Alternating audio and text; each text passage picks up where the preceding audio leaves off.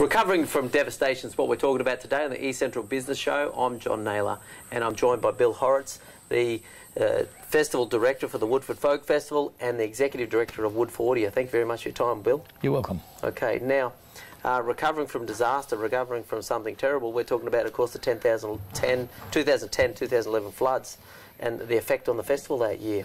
I mean, how do you recover from that, Bill? It wasn't easy. It's funny, though, when we look back, you'd argue it was one of the best things that happened to us. Oh, okay.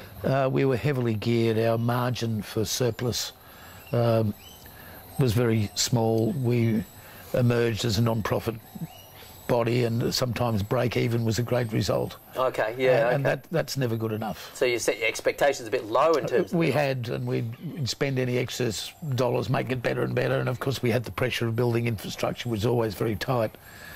So we were vulnerable and ready for the taking. Okay. By an event, and that happened to us in 2010-11, and I think looking back we were lucky. We had fantastic support through our communities, through our traders, and a fantastic Moreton Bay Regional Council mayor and councillors who helped us out, and that was a tremendous period looking back, but we had to realign our thinking. Sure. Knowing that this is going to happen again, and if we wanted to survive, we had to restructure our thinking, be a bit cleverer about the way we spent our money and our organisers. I don't think we're quite there yet. The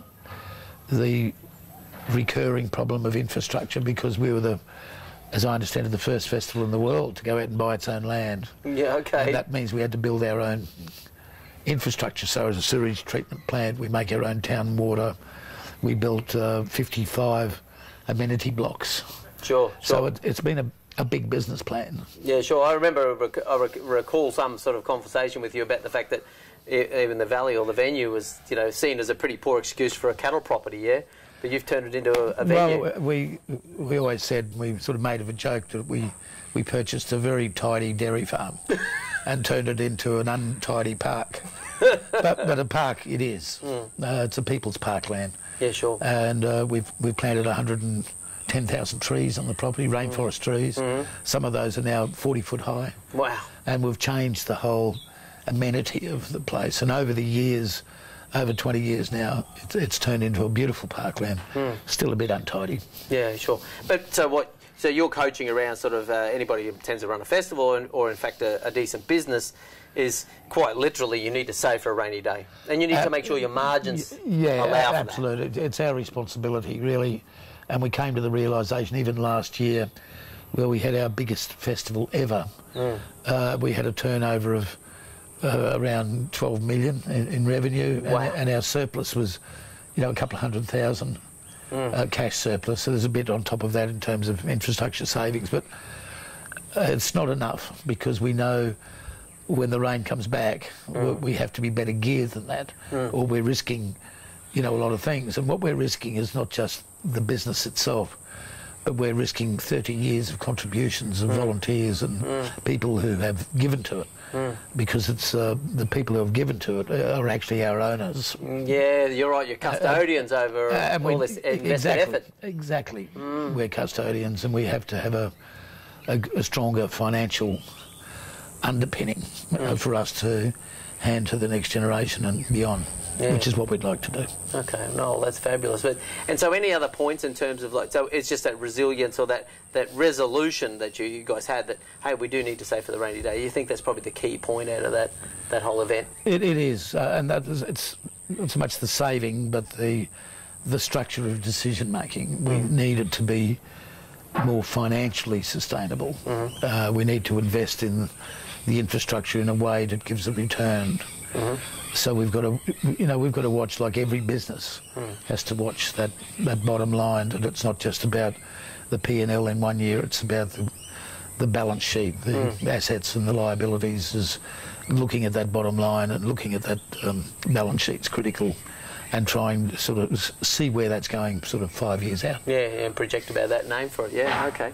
Fabulous, Bill. Well, that's a real insight. I do appreciate your time today. So that's it for now, yeah? If that's all good. There's nothing else to add at this point, I think, from you. I can talk all day. Oh, well, we've only got 8 minutes, and I think we've pretty much used it. Thank you. But the next time, Bill, the next time, please. Anyway, look, Woodford Folk Festival out here at Woodford and Woodfordia is coming up, the Christmas New Year Festival, and the best place you can get information about it is at woodfordfolkfestival.com.au. I'm John Naylor from E Central Business Show. Not AU. Oh, .com. woodfordfolkfestival.com. Stand corrected the second time. Thank you.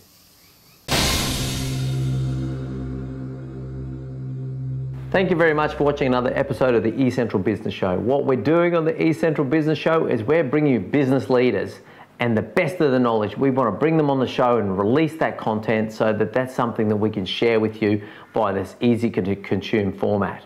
So you can follow us across LinkedIn, Facebook, YouTube, Twitter, Google+, or just regularly visit the eCentral.com.au/show website, pick out the best things for you and educate yourself on that premise.